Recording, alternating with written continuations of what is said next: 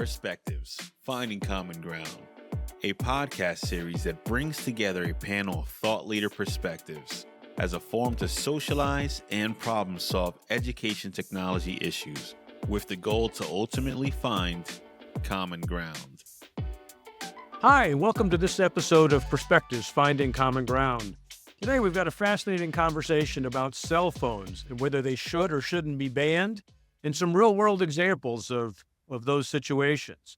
I'd like to start by allowing my guests to introduce themselves, share a little bit about their perspective on this topic. And I think we'll start with you, Pete. If you would, please introduce yourself and talk a little bit about your perspective on this topic. Absolutely. Thank you, Patrick. Thanks for having me on. Pete Bruccoleri. I'm an administrator, assistant principal at a high school in New Jersey. I am in my 8th year here at this school. I've also been an administrator in an elementary and middle school locally, and started my career off teaching 9 years as a special education teacher.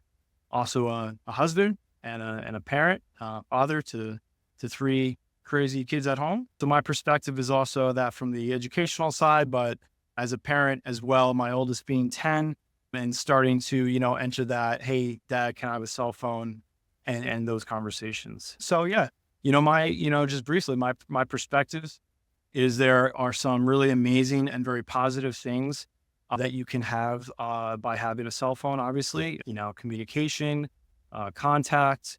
There's so many important things that we get from cell phones, social media, but also I think there's a downside, there's a dark side to it, especially that the impact and the addiction. And we talk a lot about the social emotional components of adolescents and kids growing up. And I think those were some of our concerns as an administrative staff and as teachers in our school when we started talking about, a cell phone ban here in the high school that I work at. Great. Thank you very much. Welcome. Glad you could join us. Next, we have Michelle. If you could please introduce yourself and a little bit on your perspective here. Hi, Patrick. Thanks for having me. I'm Michelle Ament, and I am the Chief Academic Officer for ProSolve and the co-president of the Human Intelligence Movement. And the Human Intelligence Movement is really focused on making sure that all students have the skills they need to succeed and thrive in our AI world. And so I'm excited to be here today to just share some perspective on how do we ensure that students are developing these human intelligences. And I certainly agree with Pete, some of the things that you've already said around needing to make sure that we have social emotional wellness for our students.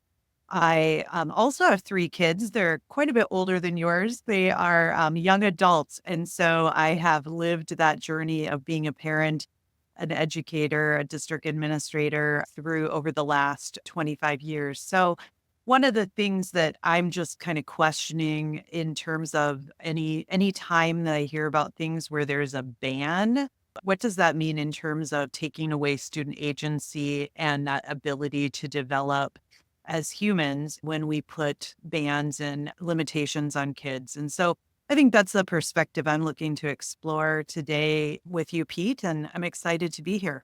Fantastic. I already see all sorts of dynamics in this discussion that are very, very intriguing to me. Why don't we start with a real world example? Pete, you, in your school, you have implemented a ban. You obviously had to have a process to go through. You have a whole bunch of stakeholders to involve.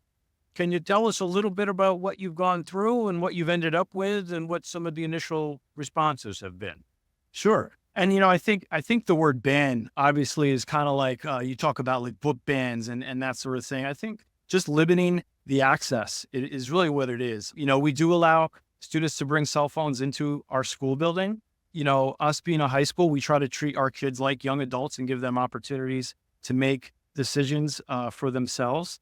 So we definitely want to give students that autonomy to kind of, hey, you guys aren't kids anymore. You're young adults. It's time to learn how and when to do things. But at the same time, I think what we saw as a staff was students, to be honest, really struggling with those boundaries with phones and how the phones were impacting not just their social emotional well-being, but, a lot of different things.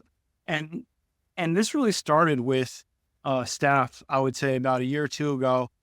We had several different options in the classroom. We have, little pocket holders for cell phones that the teachers use. Some teachers opted to just say, hey, kids, just put your phones away.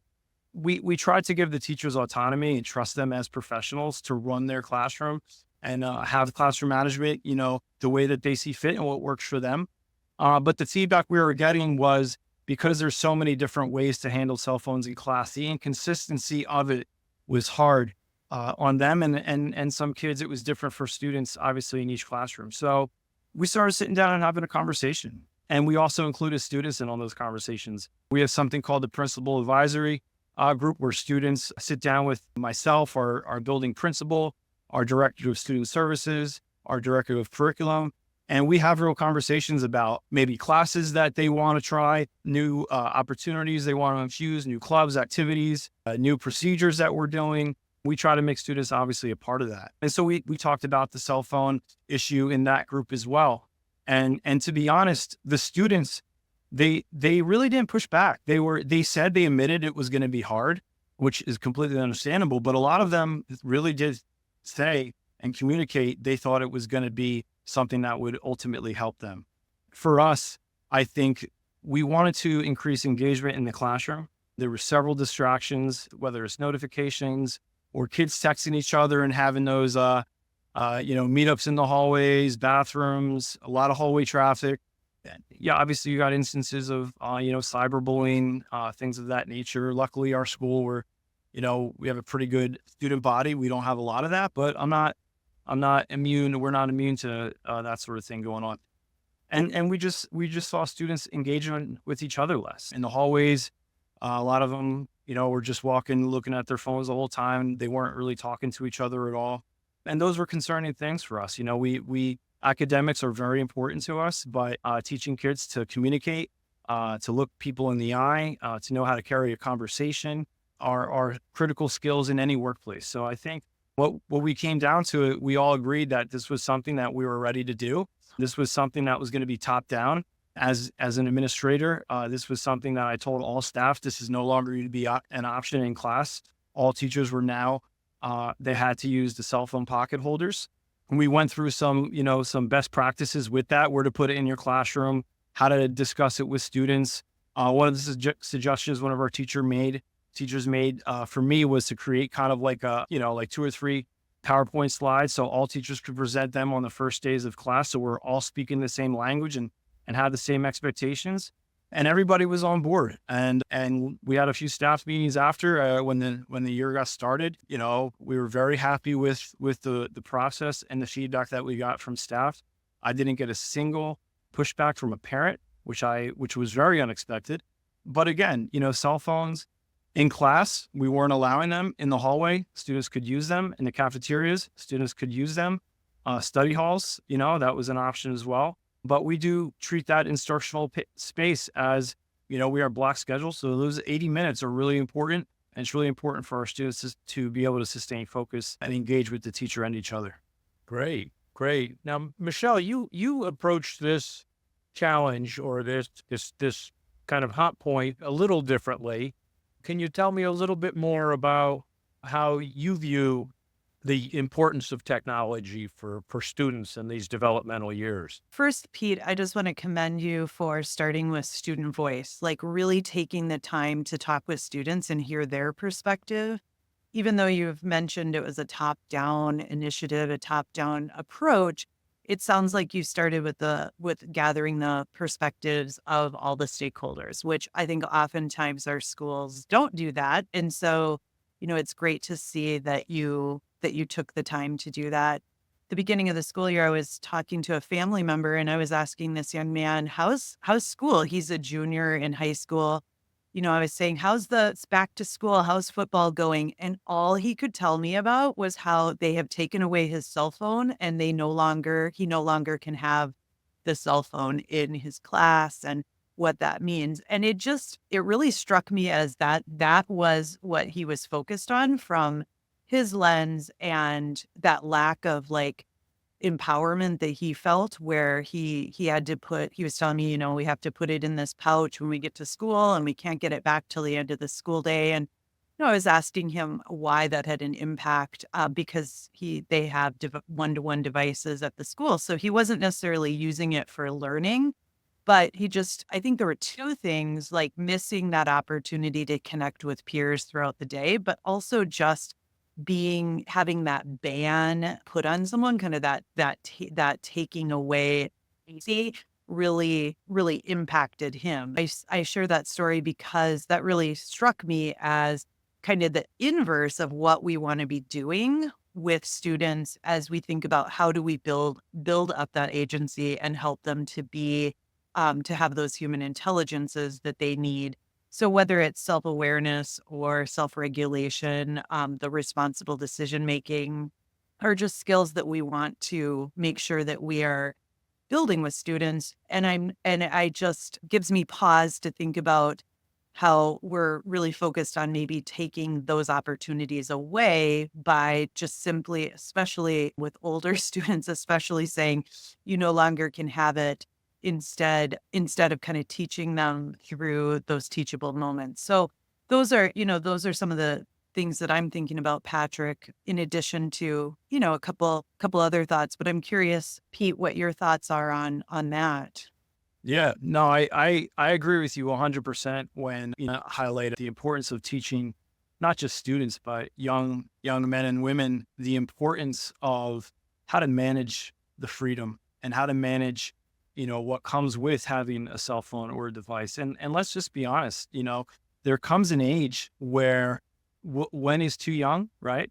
Is a fourth grader old enough to have a cell phone? There comes an age where kids are developmentally ready to have that device. So, I think if we're completely removing those opportunities from students' lives, we're definitely missing the ball. I think what we tried to do was students definitely still have the ability to have the device on them and with them in school. And, in between, like I said, in between classes and during lunch and before and after school, have plenty of opportunities to be on those devices. But we wanted to try to help them understand and break the addiction that sometimes they struggle with cell phones. And I, part of my responsibility as the assistant principal, sometimes I feel like I'm the jack of all trades, master of none, but obviously I'm in charge of discipline, but also attendance. And one of the questions I ask students, when I deal with students that are chronically late, is the amount of time or the amount that cell phones and technology, whether it's, TV, video games, are huge, and cell phones impact children's sleep. And that's been a huge trend that I've seen and data that I've been researching and reading about is we have a lot of students now struggle with sleeping at night because they're on an electronic device when their brain should be winding down, reading a book, or just shutting their eyes without music or scrolling on their phone. And they either go to bed later or they don't sleep well. And that does impact their ability to wake up in the morning and then get to school on time and also be alert and functional while you're in school, maybe not having that much sleep. So, it's back to your question. I think just teaching them those boundaries and how we can partner with parents, because we have kids for, 6.5, 7 hours a day and they're at home, and I think any conversations I have with parents, I always try to bring up, and have honest conversations about ways that they could limit the technology at home. Whether I know a lot of families have the children charge their phones or plug in their phones at night in a space like the kitchen, so they don't have them in the bedroom. I think that's a great practice to have. So still working with students to develop good, healthy relationships with their phone, I think is critical as you were pointing out.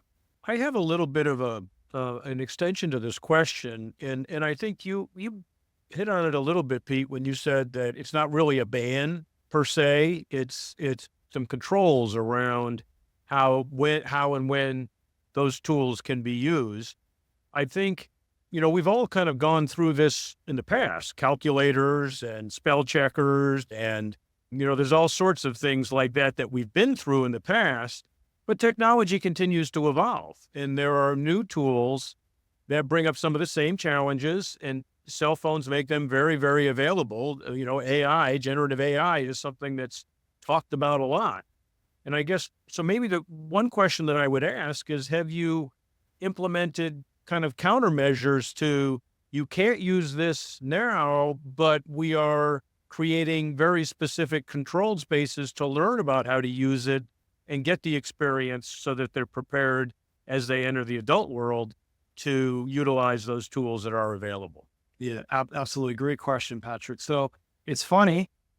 Just this afternoon, we actually had a PD session going on down in our library from some staff about AI and ways to utilize AI in their classrooms. I would say 80% of the professional development that we've done in the last year has actually been surrounded or associated with using AI in the classroom, because there's two perspectives on it, right? It's how to identify students that are using AI, let's say writing a term paper or an essay. But the other part of it is how teachers can wield that tool to help them, whether it's lesson plans, whether it's creating lists, topics. There's a lot of different things that they can do utilizing AI very creatively to create engaging lessons in their classroom. So I think part of the challenge is making sure teachers have the training and they're comfortable also using those tools in the classroom.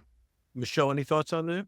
Well, I think something I'm thinking about, Patrick and Pete, is really around are we asking really the right questions right now? So there's a lot of energy going into this conversation about banning cell phones.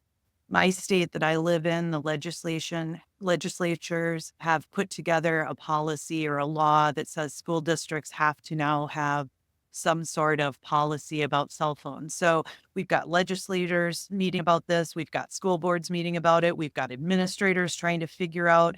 So lots of converse are talking about it. There's policy put in place on some policy, and I'll quote it. It says, cell phones make it hard for teachers to maintain control, and they feel more empowered and effective when cell phones are banned. So like all of this conversation makes me think, are we really focused on the right thing? Like, what if all of this energy was focused on how do we change what learning looks like? How do we increase more engaging opportunities so that students are less compelled to be watching Netflix or gaming during class? So that is kind of like the big question that I'm asking is why all the energy around banning things instead of thinking about how do we change what the student experience is? And that really relates to what we're trying to do at the Human Intelligence Movement, because what we're asking ourselves is schools need to start really changing the approach from a knowledge era to something that is more authentic to the real world to build human intelligence. And so it just makes me really wonder about what could the day-to-day classroom experience look like that would lower students' use of wanting to do some of that mindless scrolling and be drawn and distracted because they're so invested that the learning is so relevant, it's so meaningful that is less of a compelling factor. So I know that is to me, that's a bold statement. And I just, again, think we're asking the wrong questions in all of this. And so I'm curious what your thoughts are about that, Pete, about are we asking the wrong questions, trying to solve the wrong problem? Yeah, I don't know. In my perspective, if it's asking the wrong questions, but I think it's one of the things that I try to do with any situation is get to the heart of the issue. And the heart of the issue is not cell phones. I really, and this might get deep, but I really believe the heart of the issue is identity. The heart of the issue is kids trying to find out who they are, whether it's who mom and dad tell them they are, it's whether they have that inner self, that self-talk, whether it's who their friends say they are. And I know that really speaks to the social emotional part of why we believe limiting cell phones is positive, is because, if you look at the data, there's a book called The Anxious Generation by Jonathan Haidt. He's a social psychologist, and he talks about the increase of specifically anxiety and depression. From 2010, anxiety increased, I think it was like 134%, and depression was a little over 100%. And students having the difficulty, really knowing who they are, because of all these algorithms and the cell phone addiction and the social media that they have in their hands that then is internalized. So I think for me, the heart of the issue is really helping kids develop skills and relationships. Everything we do, I say two things in my office with kids all the time: relationships and communication. And I think both of those skills are critical: how to develop authentic relationships and how to be a good communicator. And I do think those are directly tied to, obviously phones and social media.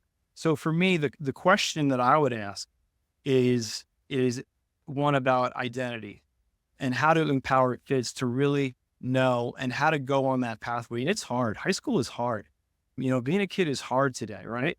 And really how to teach them to be resilient and to really find out what is their purpose here and how can they find a way to give back, and an occupation to get into and a job to have that they feel valued, that they feel heard, and they really are happy. And that to me is the questions that I'm trying to ask. I think what we both could agree with is that there is dangers with social media. I think the algorithms that drive social media are addictive. We've talked about they're creating bias among users.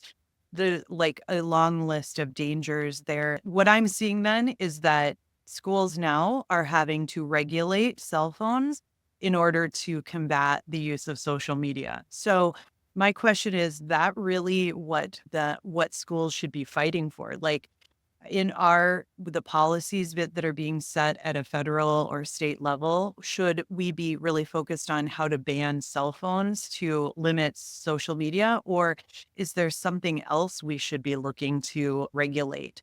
Meaning the big tech companies that are promoting social media and creating those algorithms. Yeah, It's like absolutely. now schools are trying to solve a problem that really isn't your problem. And I have seen that perspective emerge, that we're putting more on our schools to regulate and solve things that is a bigger societal issue. And so, I think that's part of my concern as well when we talk about are we solving the right problem? Because now we put, we're not at the root cause. Instead, we are trying to regulations and bans in place that I think are going to have, while our intentions are really good, it's going to have an unintended consequence to students, like the story I told of the young man who felt really disempowered, felt like his school didn't trust him anymore, felt like his teachers were just out to, to regulate his use and weren't in this partnership of learning. I mean, I really struggle when I hear that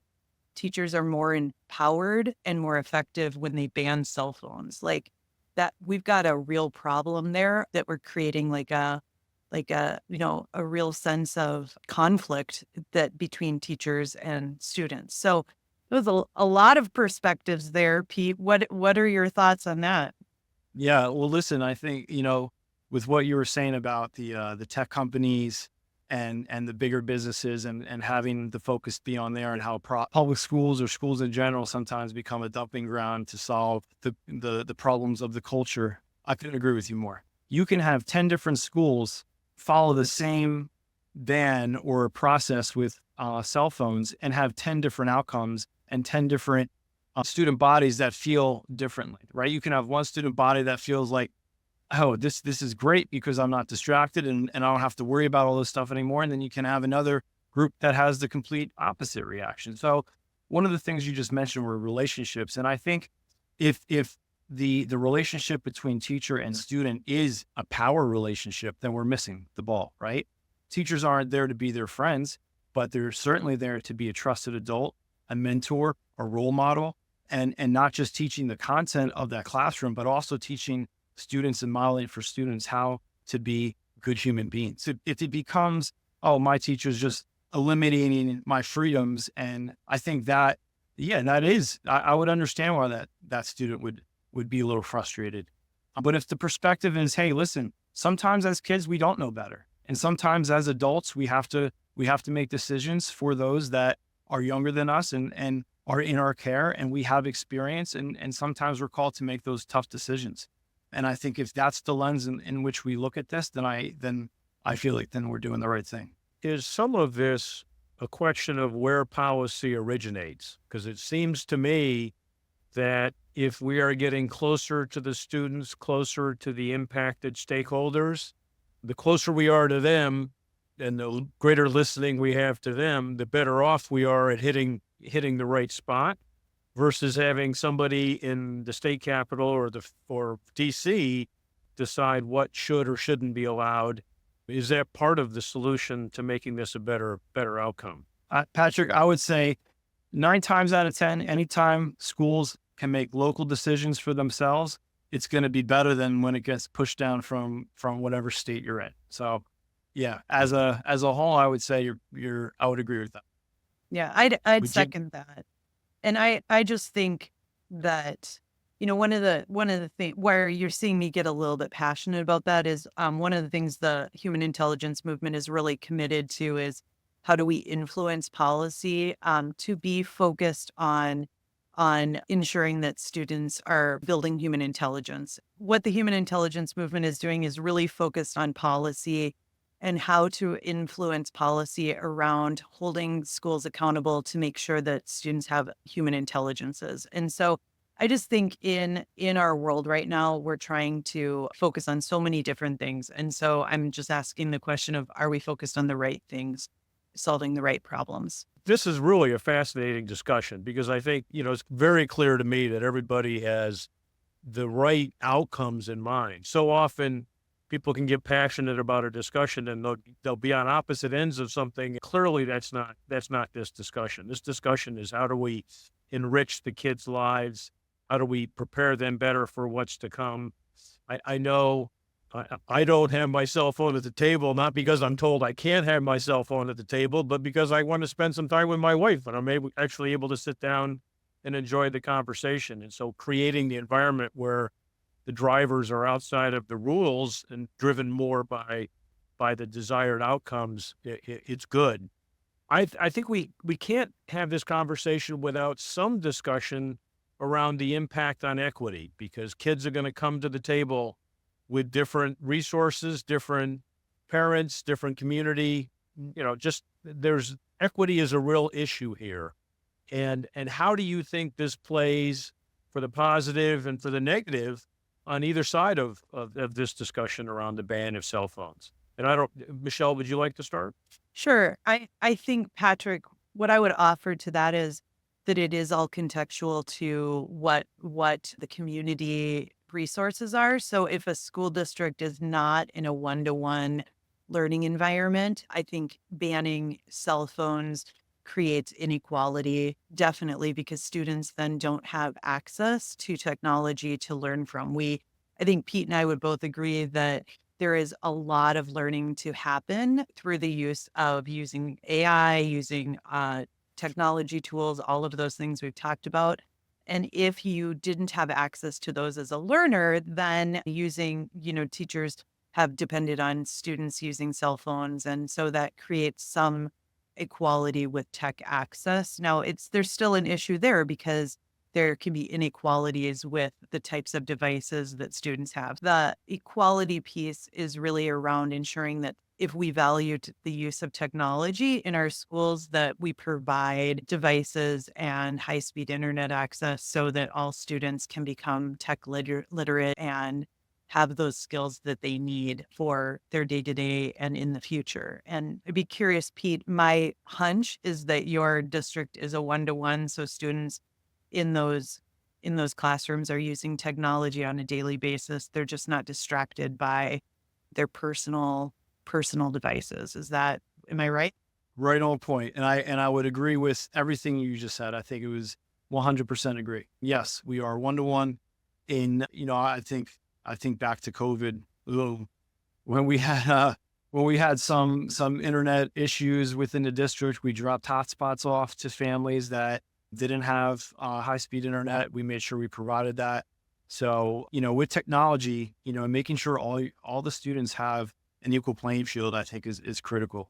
And we're lucky enough to have a one-to-one initiative that we've had since I've been here, the 8 years I've been here, and it runs pretty smoothly. Students do bring the devices home, but in the circumstance that we have a student struggling, may not have the internet at home, that is something that we will be certain to address and support that student as best we can. So does anybody have any other Any other thoughts they want to add right now? It just seems like a natural point to kind of draw this to a close. But does anybody have anything else they'd like to comment on that we haven't really touched on yet? No, I appreciate the discussion. I think this has been really helpful.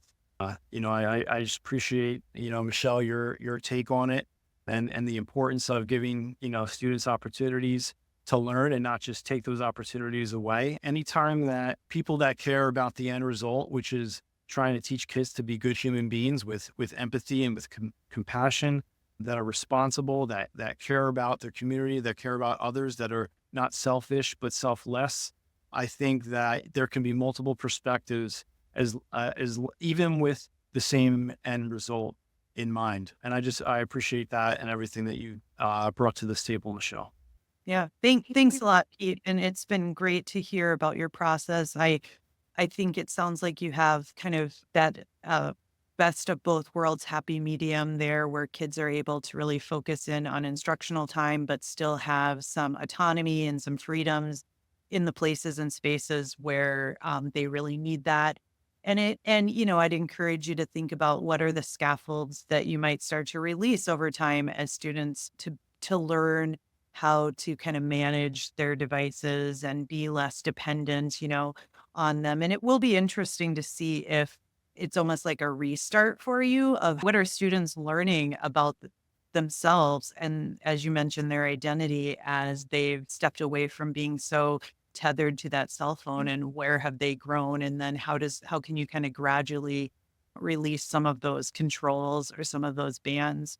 Overall, just as an education system, we really need to just be thinking about what our student engagement is at a all-time low, and absenteeism is at a high right now. And so what is that really about? What is the root cause? And I would argue it isn't about cell phones. It's about us really as a system not doing right by the student experience. And so really thinking differently about how do we engage today's kids in a different, more relevant and meaningful way. And so I think my position really on all of this focus on cell phones is just the energy going to somewhere that isn't targeted towards really reimagining what students do on a day in and out to build those human intelligences. The word that keeps coming up is relationships, right? And I think any student that struggles with chronic absenteeism probably is also struggling with making positive relationships with staff, from teachers and peers. So if the energy can be focused on the relationships, kids are going to want to go to school when they have those relationships with adults in that school, and they have those relationships with their friends and their peers. I think the energy and the focus goes there. I really think that would be the most effective way to improve, the student engagement. This has been a fascinating conversation, and I want to invite both of you back in a year or 18 months to see what we've learned from what's happening there in your school, Pete. And it's very clear to me that the passion from both of you is the same. It's about the students and it's about helping them. We might have named this wrong, although I think this is kind of what the community is using as the term ban, but it doesn't sound like this is as much of a ban as it is about trying to help guide youngsters to use technology different or better. There are lots of dangers there. And yet there are also lots of positives and opportunities. And we've kind of gone through this before with technology cycles. And I think that we can learn from those. It sounds like that we're trying to focus on the right things. And if we can do it within our community, we're going to be far better off. If it gets outside the community and it goes to a state capital or it goes to the federal government, it's too late. We've lost the opportunity to really drill into what we want to drill into. Paying attention to the entire student and all of the opportunities they have, and all students making sure they have the same kind of access to tools is very, very important. But this is far more about guidance than it is about control, because they're still going to have to learn how to survive on their own in the long run, and using this as an opportunity to help them through that learning process. It sounds like it's really kind of at the heart of both of your objectives. Did I get that wrong? I would agree. Patrick, anytime you put students at the center, that's you hit the nail on the head. So I think you captured it.